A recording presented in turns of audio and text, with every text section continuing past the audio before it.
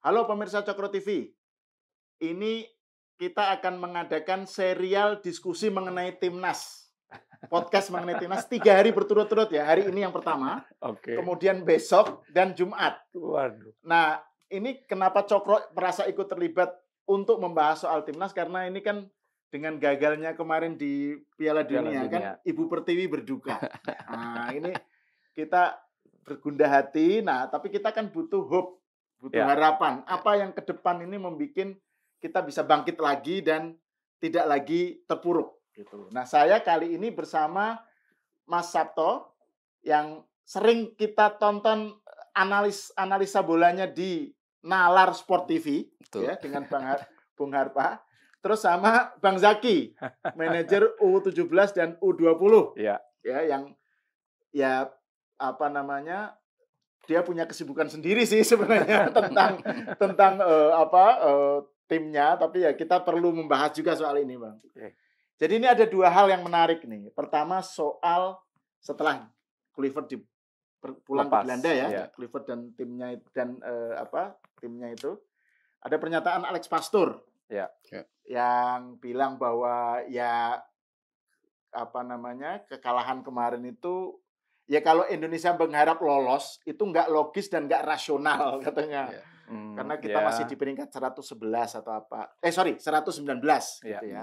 Terus langsung banyak publik bereaksi, banyak yang kecewa gitu. Itu satu. Jadi soal Alex Pastoor. Yang kedua soal rumor atau pokoknya keramaian di medsos yang bilang bahwa ada CLBK antara Erick Thohir dengan Sintayong. Nah, jadi ada saling PDKT atau apa. Salah satu indikatornya mereka saling follow di Instagram atau pokoknya di medsos. Berarti sempat unfollow ya? Iya, sempat unfollow. Ini CLBK gitu. Jadi ini kita bahas soal itulah gitu ya. Ya tentu saja kita ngobrol mengalir aja. Ya. Mas Sabto, silakan. Bagaimana membaca persoalan ini? Ya, ketika kita mungkin awalnya juga nggak bermimpi juga ya bisa ke Piala Dunia. Siapa sih kita mikir dalam waktu begitu singkat kita bisa punya hope yang begitu besar ke Piala Dunia. Kayaknya sebelum di round 1 kayaknya kita belum bermimpi juga ke arah situ gitu kan. Selalu kita mentok di round 2, nggak pernah ke round 3, apalagi ke round 4 gitu. Jadi ya wajar kalau kita ya maksudnya belum punya high hopes pada saat itu gitu. Tapi ketika ada kesempatan dalam artian jatah dari Asia kan ditambah.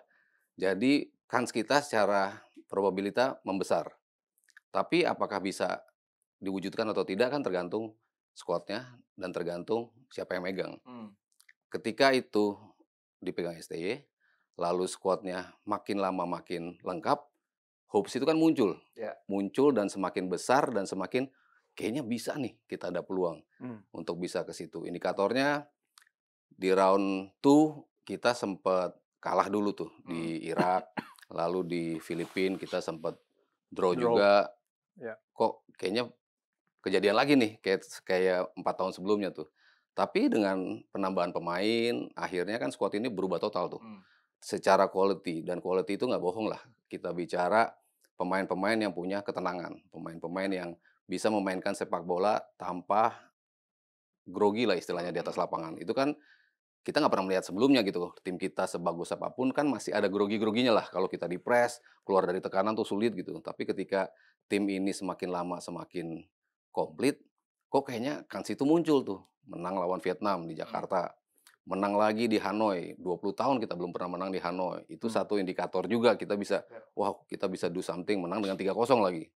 Habis itu menang lawan Filipina dan akhirnya meloloskan kita ke round 3. Something yang sebelumnya cuma bisa didapat oleh Thailand dan juga Vietnam.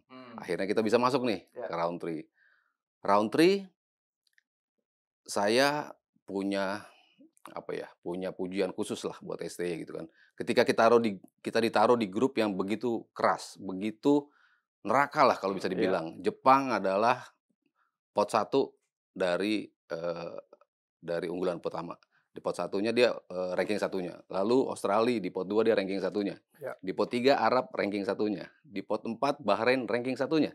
Di pot 5 Cina ranking 1-nya. Jadi kita apes lah istilahnya kalau dapat tim seperti ini, grup seperti ini. Tapi kan akhirnya STY coba memetakan gaya bermain. Memang semuanya ada di atas kita. Dari sisi peringkat, dari sisi head to head lah kita sering sekali nggak bisa menang lawan mereka gitu. Tapi apa yang bisa kita maksimalin dari squad yang kita punya? Akhirnya muncullah gaya STY. Kalau mau sebut pragmatis, pragmatis. Kalau mau sebut defense to counter, yang penting lo dapat hasil melawan tim-tim ini. Karena secara logika kayaknya sulit nih kita bisa menang lawan mereka. Historically kita nggak bisa menang gitu. Tapi dengan gaya tertentu, satu-satu muncul tuh. Bisa seri di Arab Saudi, bisa seri lawan Australia. Siapa yang berpikir kita bisa mendapatkan itu? Dihujani 20 shot setiap pertandingan, tapi kita bisa mendapatkan poin. Makin besar kan hope kita kan. Wah, bisa nih kita ke round 4 gitu. Jadi ketika beberapa setback lah bisa dibilang, ketika Bahrain, ketika China, lalu kalah lawan Jepang. Tapi saya pribadi melihatnya sebagai hal yang perlu dilalui dulu oleh tim ini dan juga STY untuk mempelajari 5 games pertama, ini lo belajar banyak segala macam, kesalahan-kesalahan apa akan diperbaiki di 5 game berikut. Starting with Arab Saudi. Saya bilang target kita cuma 3, menang lawan Arab, menang lawan Bahrain, menang lawan Cina, karena 3-3-nya home dan itu sangat visible. Starting with Arab Saudi, menang 2-0. On track kita untuk mendapatkan itu, dan kita pada saat itu ada di peringkat 3, berjarak 1 poin dari runner up, yang artinya direct qualification ke Piala Dunia. Terjadilah apa yang akhirnya ramai dengan track yang sudah membaik, dengan pattern yang sudah ditemukan, dengan addition pemain terus-terus yang bertambah, yang melengkapi puzzle. Joy Polupesi itu puzzle yang selama ini kita cari-cari. Ole Romeni, puzzle utama, kita dapat chance terus tapi nggak bisa bikin gol. Begitu itu lengkap, nahkodanya ganti. Butuh perubahan lagi, penyesuaian. Jadi ya, mungkin kalau ada penyesalannya itu. Kenapa harus diganti kalau ujung-ujungnya kita gagal, yang akhirnya Ibu Pertiwi berduka tadi.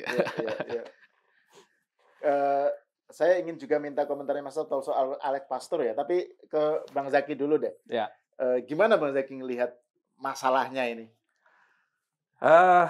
Kalau tadi ujungnya adalah pergantian pelatih, sebetulnya di tim lain juga biasa juga mengganti pelatih. Ya kita lihat Arab Saudi, Roberto Mancini, nakodanya sebelumnya Renat dipecat dulu, terus Mancini masuk, dipecat lagi, mengundurkan diri, masuk lagi Renat. Ya kurang lebih seperti itulah. Nah, Australia juga sama, ya. Hanya memang di sini kita harus melihat benang merahnya. Kita semua punya hope. Kita semua ingin juga yang terbaik buat Indonesia. Bukan cuma federasi, apalagi masyarakat. Tapi seluruh komponen yang pada saat itu sudah tadi, mimpinya kok makin deket nih ya, kita bisa. Nah, itu semua sudah punya angan-angan, sudah punya fantasi, dan semua juga sebenarnya ingin kita masuk ke Piala Dunia. Hanya memang tadi ada beberapa tantangan-tantangan dalam perjalanannya yang harus diambil keputusan oleh Ketua Federasi, Ketua PSSI ya, Pak Erick Thohir. Nah inilah yang kemudian menjadi tadi romantika dan drama-drama kita menuju ke sana. Tapi faktanya, sepak bola ini kan sebagai pelatih maupun tim, manage orang. Memanajemen orang, ya. Apalagi kita juga punya counter lagi, lawan yang akan kita hadapi. Itu juga nggak mudah. Oke lah kita bisa 1-2 pemain tadi, puzzle-puzzle yang kita butuhkan, itu bisa kita lengkapi dengan beberapa pemain tambahan. Tapi memanage orang ini bukan cuma sekedar masalah teknik, taktik, dan lain sebagainya. Ada hubungan emosional. Ada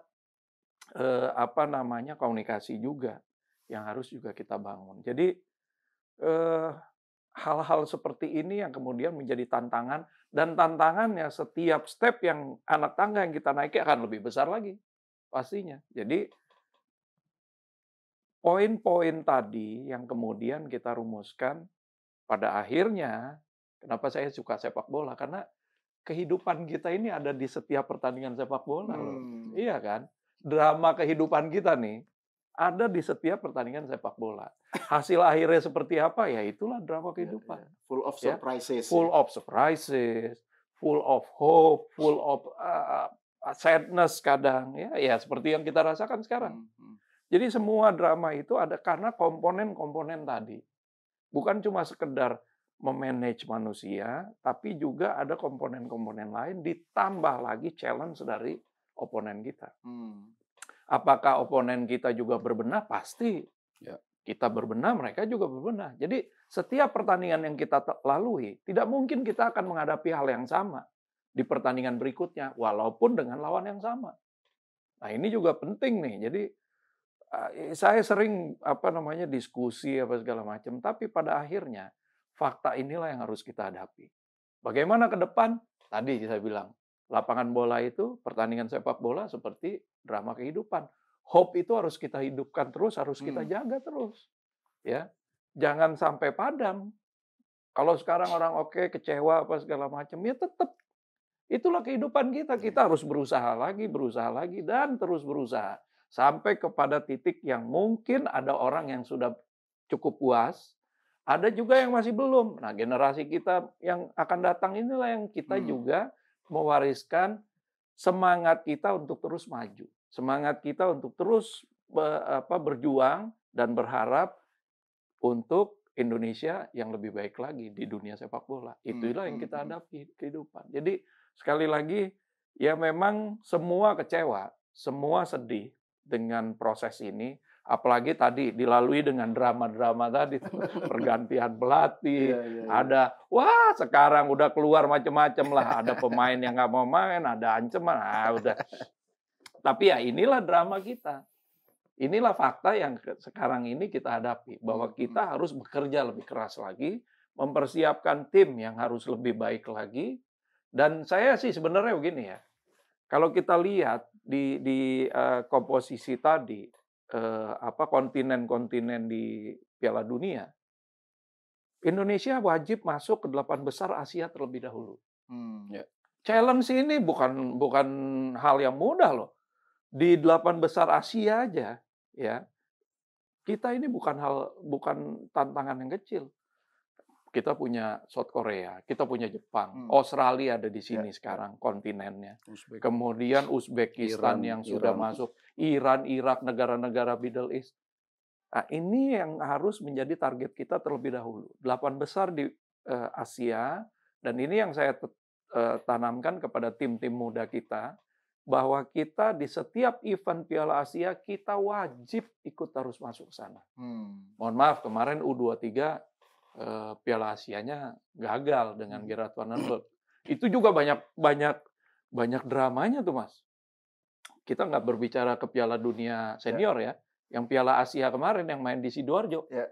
Berapa hari sih kita main setelah kerusuhan kemarin? Challenge itu, mohon maaf saya sampai begitu Indonesia Raya berkumandang di lapangan. Tanpa saya sadari saya nangis karena kita baru saja melewati weekend yang sangat itu kan kita main pertama hari Rabu kalau nggak salah, hari Selasa apa Rabu. Setelah dari Jumat, Sabtu, Minggu dan Senin yang masih panas. Tiba-tiba kita Rabu main di tengah kegalauan, kegalauan yang pertanyaan pertama ketika MCM tuh meeting dari tim yang lain, keamanan kita bagaimana? Coba bayangin. Artinya kembali lagi tadi ke urusan Piala Dunia senior kita, banyak sekali faktor elemen baik yang di dalam teknis, non teknis yang kemudian menjadi challenge kepada setiap tim nasional kita. Nah, hal-hal inilah yang harus terus kita hadapi. Dan mudah-mudahan ini menjadi pengalaman kita buat lebih baik lagi ke masa yang akan datang. Gitu. Nah, terkait dengan soal bagaimana membangkitkan hope, kan kita juga perlu mengevaluasi yang what went wrong di masa lalu atau sebelumnya lah gitu. Nah, ini saya mau dengan ke Mas Sabto ini soal Alex Pastor tadi. Alex Pastor kan ada yang bilang ngeles atau apa, pokoknya dia bilang ini Indonesia kan 119 nggak logis lah, nggak realistis pengen langsung di Piala Dunia gitu. Tapi kemudian kan muncul banyak komentar kan. Misalnya soal Patrick Kluivert sendiri yang katanya yang bahkan tidak merumuskan kompetensinya dipertanyakan. Terus strategi, tidak ada simulasi, tidak ada ini tentang strategi permainan. terus attitude-nya nggak menyapa penonton gitu ya, terus malah kumpul aja di iya bench. gitu. Terus Dan kemudian langsung pulang ke Belanda ya. tidak mengerti tentang kekuatan pemain-pemainnya, gitu, sehingga penempatannya juga blunder gitu ya. Terus hal-hal lain lah gitu. Nah, gimana Mas Sabto melihat pernyataan si Pastor itu ya, kalau dikaitkan dengan kinerja atau performance si Kluivert ya? Ya sebetulnya kalau bicara realistis, kayaknya memang sulit untuk tim di peringkat segitu. Tapi kan peringkat itu adalah kulminasi dari perjalanan kita panjang ke belakang dulu nih. Emang hasil jelek, kita ada di peringkat situ. Kita kedapatan pemain, on paper mungkin kita masih 119. Tapi on field, kan kita berasanya kayak tim peringkat 70, peringkat 80. Kita setara tim seperti itulah. Bahkan kita sudah ada di peta Asia nih tadi yang menyambung omongan Bang Zaki. Kita sudah dianggap ada di peta Asia. Sebelumnya kan kita nggak dianggap di Asia. Lalu kita ketemu Indonesia, udahlah pasti kita menang gitu. Tapi sekarang kan mereka khawatir juga. Kita mau pakai sistem apa ya lawan Indonesia nih? Ini lawan yang betul-betul beda. Jadi peringkat itu sebetulnya nggak menggambarkan kekuatan kita sesungguhnya. Dan Alex Pastor pasti tahu itu. Pasti dia tahu ada peluang untuk bisa mendapatkan hasil positif lah melawan Arab ataupun Irak gitu. Tapi dengan mengungkapkan itu, tadi kalau istilahnya ngeles kok, akhirnya kok kesana gitu kan, agak sedikit disayangkan gitu. Walaupun kan kita sebetulnya punya high hopes justru yang paling tinggi terhadap Alex Pastor. Dengan kualifikasi yang dia punya, dengan pernah mempromosikan 3 klub berbeda di Eredivisie, dengan segala atribut yang di berapa kali podcast dia selalu dianggap sebagai orang yang punya pengalaman dan juga kualitas yang luar biasa diakui di Belanda. Tapi ketika teknis itu berbicara di lapangan kok saya nggak melihat itu gitu. Dari style of play, dari apapun yang coba dilakukan tim Patrick Kluivert dari 8 pertandingan, satu-satunya permainan yang paling oke menurut saya lawan Irak terakhir. Karena kita main dengan purpose, kita tahu mau ngapain dalam pertandingan itu. Tapi ketika kita menang lawan Bahrain, ketika menang lawan China, nggak ngelihat game plan yang jelas yang dimau oleh tim kepelatihan ini. Jadi kalau bicara ini tim pelatihan yang betul-betul baik dari sisi kualitas, kok nggak ngelihat itu di lapangan. Ditambah lagi, ketika kan saya selalu nggak pernah mau masuk ke starting 11 pelatih, karena memang dia yang paling tahu kondisi terakhir timnya ketika dia menyusun starting 11, berarti itu pasti yang terbaik. Cuman kan nggak melulu apa yang dianggap terbaik akan terrefleksi di lapangan. Ternyata nggak jalan nih. Tapi pelatih yang punya pengalaman, pelatih yang sering menghadapi tension tinggi, pasti ada upaya untuk bisa mengubah itu langsung. Kalau saya compare dengan Sintayong ketika dibilang blunder melawan China starting 11-nya, tapi babak kedua ada triple change. Sosok-sosok yang dianggap tidak berjalan di babak pertama langsung diganti. Dia identify the problem dan problemnya langsung coba dia cari solusinya. Pelatih yang punya pengalaman akan melakukan itu. Kita melihat berapa pertandingan ke belakang, kita bisa melihat ya apa sih yang bermasalah dengan tim ini gitu. Tapi ketika lawan Arab, kok deretan pelatih-pelatih hebat yang ada di skuad kita kok tidak bisa mendeteksi itu, kayak nggak nyambung gitu dengan apa yang diomongin gitu. Kita aja yang penonton bola aja lah misalnya gitu kan tahu kan ini depan ada yang nggak jalan. ada yang nggak jalan ini di depan kiri, di tengah nggak ada yang jalan, di bek kanan ada yang nggak jalan. Kok yang diganti bukan yang harus diganti gitu. Itu kan artinya lo nggak bisa melakukan perubahan yang harus dilakukan. Jadi dari sisi teknis pun kita mempertanyakan gitu kualitas sesungguhnya dari tim ini gitu. Karena kan orang hebat melatih klub belum tentu bisa megang timnas. Ketemunya sebulan sekali. Kalau klub kan kita repair minggu depan ya, kita coba ini. Minggu depan kita coba lagi. Midweek kita coba lagi. Langsung bisa ada adjustment. Kalau timnas bulan depan kita baru ketemu nih, ketemunya 2 hari gitu kan. Cuma beberapa hari. Masih jet lag pemain, bingung juga kan untuk bisa do something gitu. Memang dibutuhkan orang yang khusus, yang pernah, yang tahu know-how-nya tentang memegang timnas. Karena timnas itu very complicated thing tadi. Bung Jaki kan juga dari tadi udah bicara, tidak mudah, banyak drama, banyak obstacle, dan tidak hanya urusan teknis, tapi mentality, psikologi itu kan pasti harus dibenahi. Tapi melihat perjalanan kita di round 4, kok nggak melihat hal itu gitu. kalau tentang tentang Clifford yang dianggap soal strategi blunder ya, soal terus juga tidak melakukan simulasi, terus juga tidak ngerti kekuatan masing-masing pemainnya, itu gimana menurut Mas? Ya, kalau saya kan selalu memuji tim kepelatihan Sinteyong karena dia bisa menganalisis lawan. Karena dia begitu detail untuk mengetahui celah-celah apa yang bisa kita manfaatin dari lawan.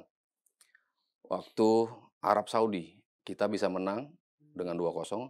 Gol terakhir itu disimulasikan berkali-kali. Karena kawan saya kebetulan dari tim yang mengurus lah pertandingan ada di lokasi. Dan dia melihat Marcelino, Calvin Verdong yang biasa main di kiri, tapi dia ambil sepak pojok di kanan.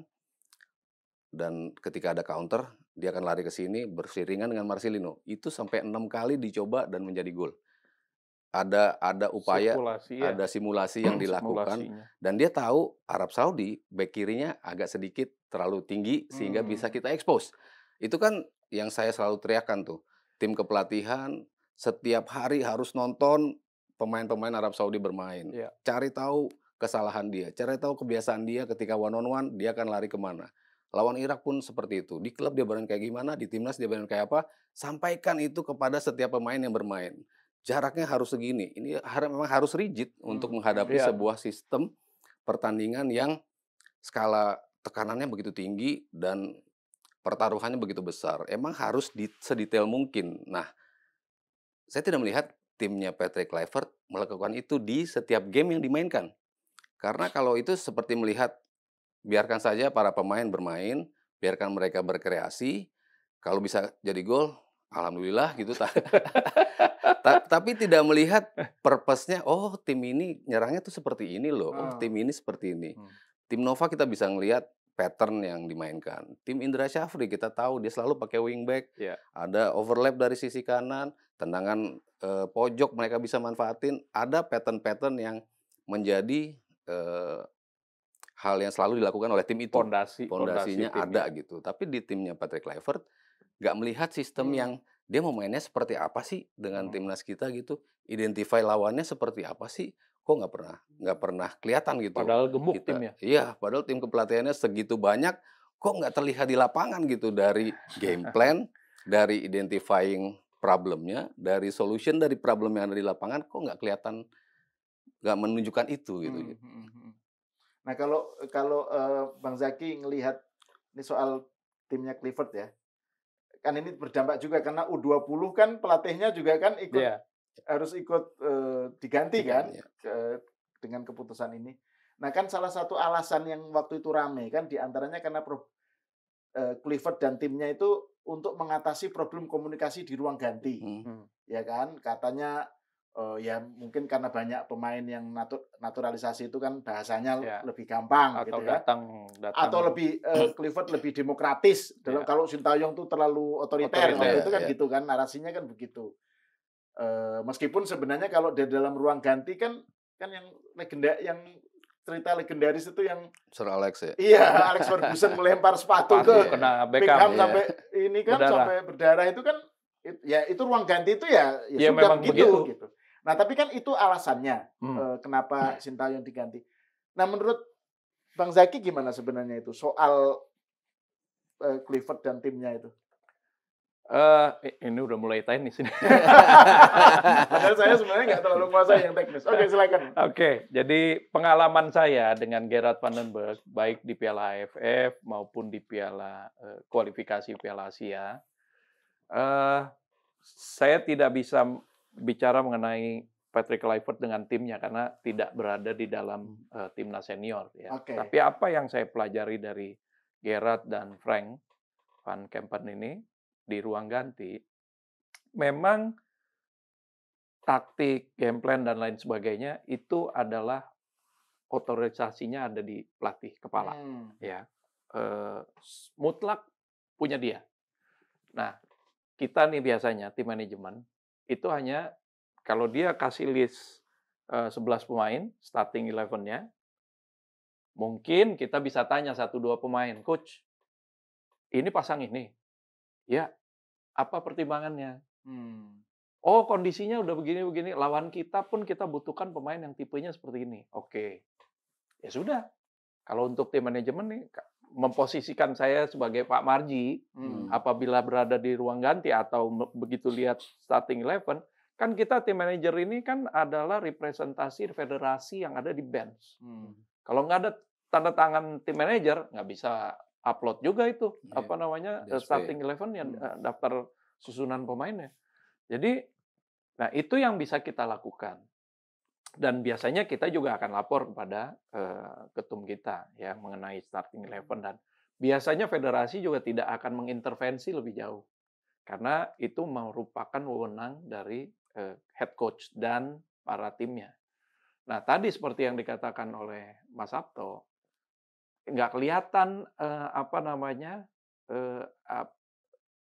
bagaimana racikannya Patrick Kluivert beserta timnya dan bagaimana mengantisipasi strategi lawan itu seperti memang tidak kelihatan. Tapi yang dilakukan oleh Gerrard dan Frank itu semua ada detail. Semua tim analisnya di U20 dan U23 kemarin yang kualifikasi Piala Asia. Data analis dari pemain lawan termasuk pemain apalagi pemain kita. Di saat-saat terakhir itu mereka ada semua dan itu semua dipelajari. Alhamdulillahnya kalau Gerard Van den Berg kan mengikut sertakan asisten pelatih yang lokal nih. Kita ada Alimuddin sama Zulkifli Syukur ya. Kalau di senior kan benar-benar nggak ada tuh. Tapi kalau Gerard dan Frank ini berdiskusi juga dengan mereka. Walaupun pada akhirnya keputusan itu diambil oleh head coach. Nah, dalam per menit di bench berjalan, kita juga bisa lihat. Tapi ini ada satu yang mungkin juga harus kita pahami juga. Pada saat kita berada di bench dengan yang ada duduk di atas atau yang nonton di TV, view-nya agak sedikit berbeda. Kita nggak bisa lihat secara utuh kekurangan-kekurangan tersebut, walaupun berada di pinggir lapangan, ya. Dan kita juga nggak bisa, atau pelatih nggak bisa langsung mendirect seluruh pemain yang berada di lapangan, karena juga suaranya akan terbatas.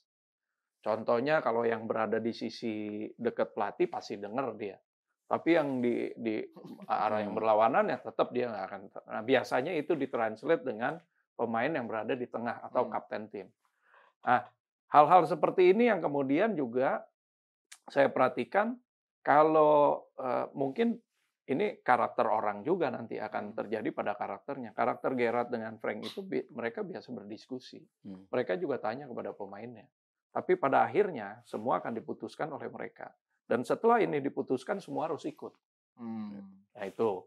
Ketika ada yang belum berjalan, di jeda babak pertama untuk ke babak kedua, mereka melakukan pergantian-pergantian dan kalaupun orangnya nggak diganti, strateginya atau plan-nya yang diganti. Nah ini yang biasanya terjadi juga di ruang ganti kita. Dan pada saat kami ketinggalan atau kita lawan Kamboja yang masih 0-0 waktu itu, kita kan nge-push agar bisa punya Laos untuk bisa bikin gol ya dengan berbagai macam upayanya waktu itu. Tapi sekali lagi tim lawan juga akan membaca itu juga. Jadi artinya ada dua sisi yang harus kita lihat. Nah, perlakuan itu tuh hampir sama dengan tim kepelatihan mana. Saya juga kan dengan Indra Safri juga cukup lama, dengan Nova juga cukup lama. Hanya memang karakter dari individual pelatih-pelatih ini yang berbeda-beda. Ada yang kalau Gerrard melihat anak-anak ini, dia masih seperti anak dia. Kemudian dia harus bimbing. Kadang-kadang teknik dasar itu dia masih juga beri masukan gitu ya. Tapi kalau di senior kan kita udah nggak mungkin bicara lagi teknik dasar, kemudian hal-hal yang ya mohon maaf dalam perjalanan seperti kita ada hoki di dalam waktu sama Gerrard nih, ada Jens Revens ya. Kemudian ada Rafael Struijk juga masuk, yang dari timnas senior tiba-tiba dia main ke sana. Kan ada, bukan main, ditugaskan di U23 di Piala Asia. Ini kan ada pendekatan psikologis lagi kalau untuk tim yang di kelompok usia itu. Tapi kalau untuk senior kan enggak. Ada ego juga masing-masing dari pemain-pemain ini. Nah, ini juga yang mesti kita lihat secara utuh. Oke, kita banyak melihat sekali banyak pertanyaan-pertanyaan dengan tim pelatihannya Patrick Kluivert. Apalagi dengan tim yang sangat gemuk sekali. Kalau saya lihat itu sangat gemuk sekali tim kemarin itu ya. Ahli nutrisi didatangkan dan lain sebagainya. Pikir-pikir dengan jeda yang berapa hari itu gimana sih? Tapi ya oke lah, mungkin federasi pengen yang terbaik juga. Makanya semuanya dicoba, di-provide, coba disediakan gitu. Nah, kembali lagi memang setiap jeda itu menjadi momentum kita untuk memperbaiki kualitas dari strategi kita, kemudian juga melihat kondisi para pemain kita. Tapi ini yang sering saya juga temukan termasuk di Persita. Kadang-kadang tuh pelatih juga melihat ada hal yang kita nggak lihat gitu terhadap pemain. Kita bilang, coach ini pemain udah kudu diganti. No, kita kasih dulu 10-15 menit lagi dia. Kalau dia nggak juga berubah, baru kita ganti. Nah, tuh ada tuh pelatih yang suka-suka begitu tuh, gitu kan? Atau tiba-tiba, wait, saya punya pertimbangan, dia kita majuin sedikit, atau kita taruh dia di flank, atau kita taruh dia menjadi second striker-nya. Ada hal-hal seperti itu di dalam diskusi pertandingan di dalam ruang ganti. Dan emosional pastinya, pasti ada emosional baik sesama pemain, pelatih dengan pemain dan macam-macam ada di sana semua. Tapi poinnya adalah di waktu-waktu yang kita memang harus memperbaiki kualitas permainan kita atau memperbaiki tim kita, mungkin ya tadi dengan kualitas individu pelatih dan juga para pemain yang ada, mungkin ini ada hal yang ya saya pikir nggak terlalu nyambung juga.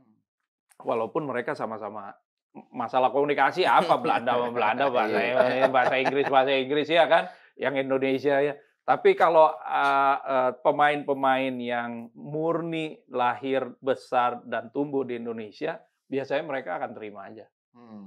Nah, kalau yang dari luar itu biasanya ada, "Tar dulu coach, ini begini. Itu. Biasanya ada perdebatan, ada diskusi. Nah, itu juga menjadi satu perbedaan. Gitu. Oke, sekarang kita bicara tentang kedepannya nih. Ya. Nah, kan Exco belum memutuskan sampai sekarang ya.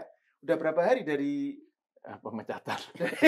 Udah beberapa hari dan katanya kan kemarin karena Pak Erick Thohir ada urusan keluarga gitu ya, pernikahan anaknya. Sampai sekarang belum juga diputuskan. Nah, yang ramai beredar ya tadi ada CLBK antara Erick Thohir dengan Sintayong gitu kan.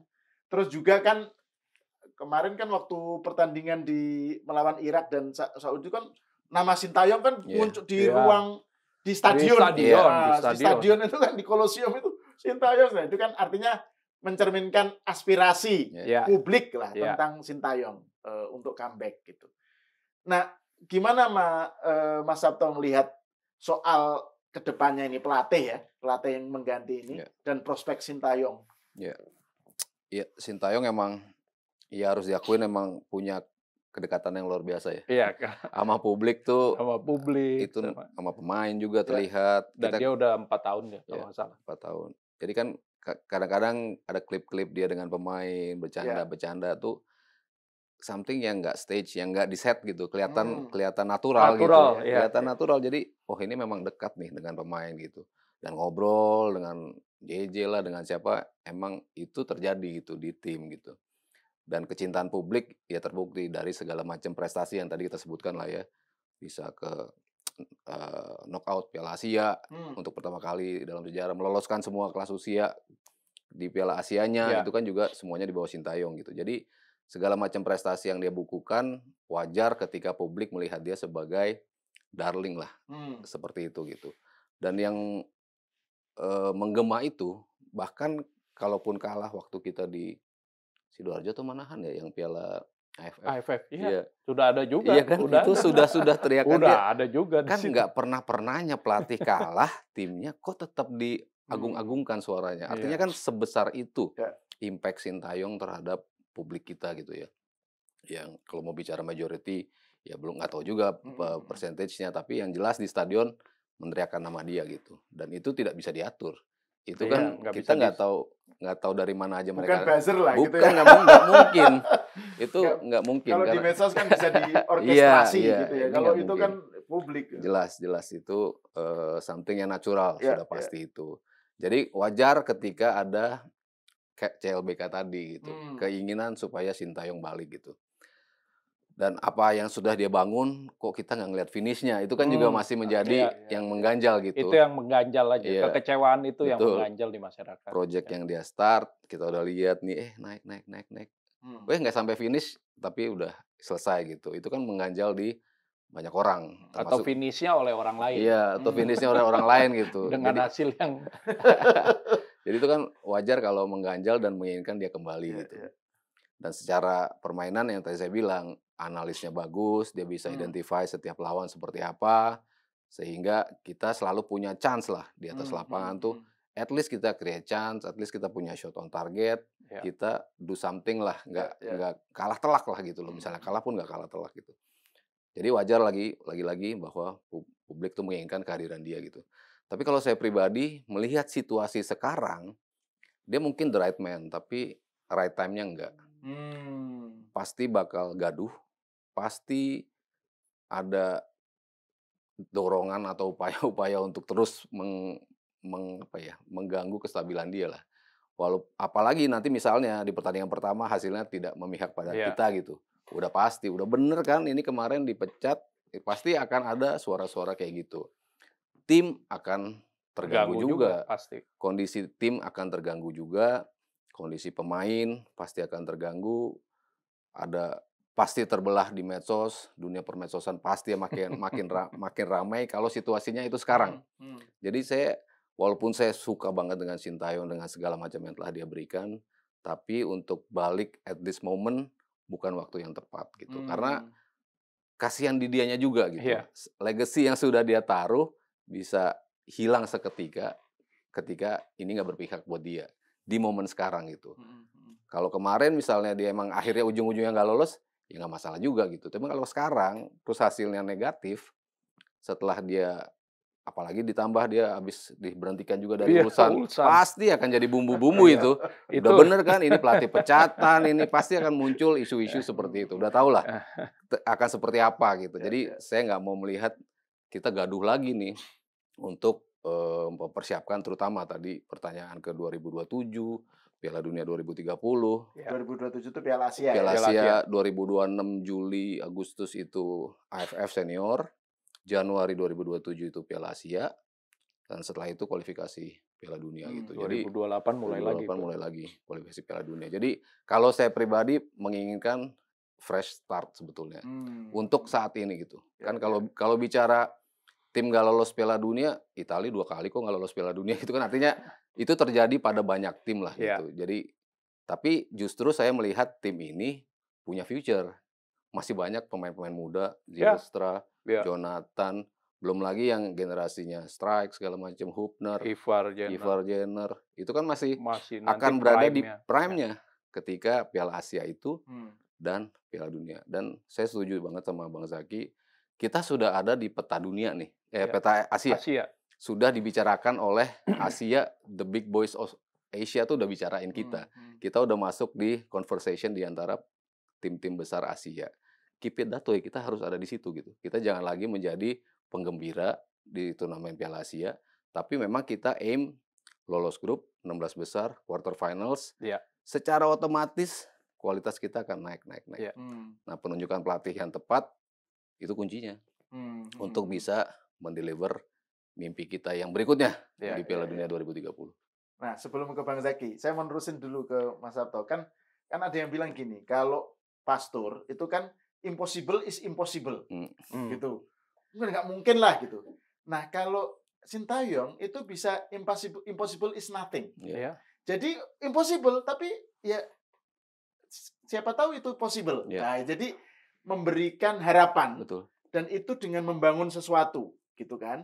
Nah, ya tadi membangun dari malah from nothing malah kan gitu. Jadi itu. Terus kemudian yang kedua, dia tidak harus mulai dari nol. gitu kan. Dan juga sekarang kan yaitu karena dia available terus nggak mulai dari nol gitu. Karena kan ada time constraint juga, kan nggak bisa mulai. Kalau pelatih baru kan fresh start, tapi kan harus mulai dari nol lagi gitu. Nah, itu gimana menurut Mas Sabto? Sebetulnya ada beberapa contoh ketika ada perubahan pelatih, tapi dia tetap memakai sistem yang lama. Oke. Chile 2 kali berturut-turut juara Copa America, 2015, 2016 dengan pelatih yang berbeda. Pelatih yang kedua datang memakai sistem yang persis dengan pelatih pertama. Ini worse kok. Yang dia juara mengalahkan Argentina di final, dia tahu know-how-nya seperti apa, akan saya pertahankan. Starting 11-nya saya pertahankan. Dan tim itu back-to-back juara Copa America. Jadi pelatih baru pun, asal dia bisa menekan egonya untuk something yang works, kenapa harus kita ganti? Untuk tidak mengubah sistem itu. Jadi pelatih baru pun sebetulnya kalau kita sudah nyaman dengan 3-4-3 misalnya, dengan gaya bermain direct to counter, dipertajam, tetap dipertahankan, bisa saja seperti itu gitu. Tapi kalau untuk mencoba something yang new, mumpung target yang saya bilang tadi 2027 kita masih ada waktu gitu untuk mengubah. Dan Kluivert kan sebetulnya ingin mengubah itu. Dan di game terakhir terbukti bisa works juga kok kita bermain dengan 4 back gitu ya. Kita bermain 4 back kalau semuanya disiplin, kalau kita jelas purpose-nya apa, tetap visible untuk dimainkan gitu. 4 back itu tidak necessarily jelek. Iya, nggak berarti. Tapi 4 back yang waktu lawan Australia berantakan gitu. 4 back lawan Saudi yang kedua kemarin berantakan juga. Ada beberapa yang emang berantakan kalau memang nggak benar-benar dipersiapkan gitu. Tapi kalau dipersiapkan dengan benar, tetap bisa berjalan gitu. Jadi misalnya nanti pelatih baru datang, mencoba something new, karena saya bilang di 2027 sebetulnya masih ada waktu untuk bisa mempertajam apa yang something yang project yang akan dia mainkan gitu. Tapi kalau untuk Sinteyong betul, dia sudah membangun, dia sudah tahu pemain-pemainnya, dia ketambahan lagi pemain-pemain. Kita kan, saya selalu ngebayangin, kalau kemarin Sintayong dapat Joey, dapat Ole, ngebayang nggak sih tim ini kayak apa? Mematikannya di sisi depannya yang kita butuhkan itu, stabil di tengahnya seperti apa? Kita kan jadi ngebayangin kan, dan merasa berandai-andai dan merasa, aduh kenapa ya waktu itu? Kita kan merasa seperti itu. Jadi wajar juga permintaan publik terhadap comeback-nya Sintayong based on apa yang sudah dibangun. Tapi balik lagi, momentumnya itu yang saya nggak mau lihat lagi di kegaduhan terus, sehingga tim ini nggak bisa bermain dengan enak. Kalau dalam politik kan cara mengatasinya biasanya jadi ketua dewan pembina. Ada nggak? Bisa nggak? Biasanya untuk mengatasi. Jadi kalau di dunia bola nggak agak ini juga. Jadi dirtek ya. Oke, Bang Zaki, kan ini Exco ya tadi yang seperti kita bilang ya, sampai sekarang belum memutuskan. Terus kemudian ya kan sementara 2027 ada Piala Asia dan pembenahan harus segera. Gimana menurut Bang Zaki? Ini apa yang menjadi? Kalau PSSI sekarang melihatnya sangat berhati-hati sekali ya. Walaupun kemarin juga pemilihan Patrick Kluivert juga sangat berhati-hati karena kan juga mendengar beberapa masukan dan aspirasi. Apalagi sekarang pemain-pemain kita banyak berkarir di Belanda dan di Eropa sebagian. Jadi federasi ini akan sangat berhati-hati dengan pemilihan tim kepelatihan yang baru. Seperti tadi Mas Sabto katakan, memang tekanannya akan sangat berbeda sekali. Apakah itu Sinteyong yang akan kembali, atau apalagi kemarin mempertahankan tim kepelatihan Belanda. Di posisi itulah federasi kemarin juga akhirnya memutuskan melepas Gerard van den Berg dan Frank van Keppen. Jadi posisi tekanan ini yang menjadi sekarang ini menjadi sangat penting untuk memilih tim pelatihan yang baru atau head coach yang baru. Nah, kita akan menghadapi FIFA Matchday nanti di pertengahan November. Ini ya kalau kita bilang ujian pertama atau tesnya pertama dari tim pelatihan yang baru ini ada di FIFA Matchday nanti di bulan November ini. Dan kita harus melakukan pertandingan di FIFA Matchday itu tadi maintenance ranking FIFA kita. Kemudian juga kita harus segera merestrukturisasi tim kita. Nah, ini saya harapkan juga federasi dalam 1-2 hari ini ke depan juga segera memutuskan siapa tim pelatih kita. Karena kalau untuk kelompok umur, Indra Safri udah konsentrasi di SEA Games. Targetnya emas, mengulang back to back dengan SEA Games yang terakhir kan. Yang lain yang di nasional juga sibuk dengan agendanya masing-masing. Kemudian pemain-pemain kita yang senior ini, yang berada di luar, yang berada di Eropa, ini juga harus mendapatkan kepastian kira-kira siapa. Karena mereka juga kan nanti pada saat FIFA Matchday itu akan kembali. Apakah bermain di Indonesia atau kita diundang main keluar. Nah ini yang juga harus dipertimbangkan. Jadi kemarin itu, walaupun kita bermain di Jeddah, di Saudi Arabia, ternyata itu juga ada efek juga perpindahan dari Eropa ke sana. Bayangkan kalau kita main lagi kayak kemarin lagi tuh ke China, terus ke Australia. Wah, itu challenge-nya dari Eropa ke Australia bisa berapa jam naik pesawatnya aja. Nah, ini yang harus juga segera dipertimbangkan. Jadi mudah-mudahan federasi segera memutuskan. Tapi yang pasti pemilihan ini akan sangat hati-hati sekali. Apalagi kita punya proyek jangka panjang tadi. Piala Asia, kemudian mulai lagi kualifikasi Piala Dunia. Di antara itu juga ada piala-piala dan turnamen yang lain. Nah ini menjadi pengalaman kita. Ya kalau Sinteyong memang karena sudah lama kemarin kan, dan dia juga ada baiknya dan ada buruknya juga. Ada pokoknya di setiap keputusan pasti ada negatif sama positifnya. Baiknya Sinteyong kemarin ketika dia pimpin dari senior sampai ke kelompok umur seperti apa. Tapi buruknya juga ada sebenarnya. Ketersediaan pemain sesuai dengan strategi dan game plan-nya Sinteyong belum tentu juga matching dengan yang kelompok umur. Misalkan nih, ya, Coach Indra Safri nih ketika mempersiapkan SEA Games belum juga tentu sama dengan Gerard van den Burg yang kemarin. Walaupun pemainnya dalam tanda kutip 50 long list yang kita seleksi ini hampir sama dengan 50 list yang ada di Coach Indra Safri. Itu juga belum tentu karena individu-individu pemain yang harus kita susun, kita rangkai belum tentu juga match dengan strategi yang kita inginkan. Jadi apakah itu 4, 3 back belakangnya? Kita juga mesti lihat kemampuan dari personil pemain yang kita punya. Gitu. Kalau tentang aspirasi publik, yang tadi itu bahwa pengen menghendaki Sintayong karena ya tentu saja publik itu juga relatif ya. Tapi kan setidaknya seperti tercermin di dalam stadion atau di dalam ya narasi-narasi. Mungkin juga jadi bahan pertimbangan. Itu tapi gimana? tadi, Itu mungkin menjadi bahan pertimbangan, tapi juga tadi ada pasti ya tekanan-tekanan juga terhadap Sinteyong. Ya kalau komentar orang kita nggak bisa batasi juga, mau komen apa juga dunia sekarang kan memang udah seperti itu. Mau kita bacain satu-satu, waduh nggak bisa tidur. Tapi ya ini yang harus kita hadapi. Ada mungkin pertimbangan-pertimbangan untuk mempertimbangkan Sinteyong atau apa. Semua possibility, semua kemungkinan masih ada. Tapi tadi kita akan menimbang positif dan negatifnya. Mana yang lebih besar dan mana yang lebih baik. Oke. Oh, terus terakhir nih, Bang Zaki, yang soal kan U20 pelatihnya sudah ganti nih. Ini event yang akan datang terkait U20 masih tahun depan kalau yang masih punya. Mendekati sekarang U17 ya? U17 yang kita siap-siap. Jadi mudah-mudahan U17 ini bisa menjadi pengobat kesedihan masyarakat Indonesia. Kita saksikan yang U17 dulu main di Piala Dunia ini. Itu kapan, Bang? Mulai dari tanggal 4 November, 7 sampai 10 November nanti. Oke. Dengan grup yang juga tantangannya luar biasa. Ada Brazil di sana.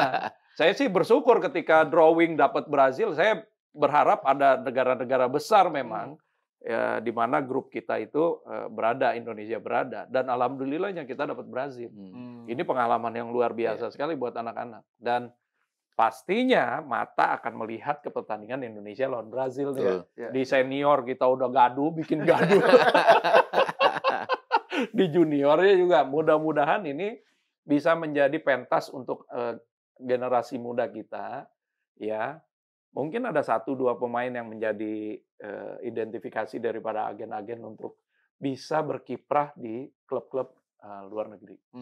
Itu di Doha ya? Etalase. Iya, di Doha. 5 tahun di Doha ya itu. Iya, Piala Dunianya 5 tahun betul-betul. Ini kan juga ada kegaduhan-kegaduhan lain nih di AFC kan. Wah, dengan pemilihan kemarin yang harusnya di tempat netral tiba-tiba dipindah. Saudi main di Saudi, Qatar main di Qatar. Ya sudah, dua-duanya masuk. Nah, ini ada. Jadi drama-drama ini di bola banyak sekali memang. Yang kita ya inilah kehidupan dunia. Ketidakadilan, kesempurnaan ini. Ya tadi kembali ke awal pembicaraan kita, ini Ibu Pertiwi lagi berduka, tapi semoga aja ada pengobatnya. Semoga U17 kita menjadi pengobat, dan nanti timnas kita di SEA Games juga bisa menjadi obat buat menutup tahun yang manis yang manis-manis gitu. Oke. Kita terus berharap, berdoa untuk kemajuan sepak bola Indonesia. Amin. Dan berjuang terus. Ya. Oke. Terima kasih Bang Zaki, Mas Sabto atas obrolannya. Pemirsa, ini seperti saya sebutkan di awal tadi, ini bagian pertama dari serial diskusi Cokro TV tentang timnas. Jarang loh Bang. Biasanya Cokro TV itu kan temanya politik, atau soal agama. Ya, udahlah. Sekali-kali tentang timnas, karena ini kan juga menyangkut kebangsaan. Gitu kan. Jadi besok ada lagi hari Kamis, kemudian Jumat juga ada lagi. Baik. Oke. Mantap. Terima kasih pemirsa, sampai di sini dulu. Kita berjumpa lagi di episode selanjutnya.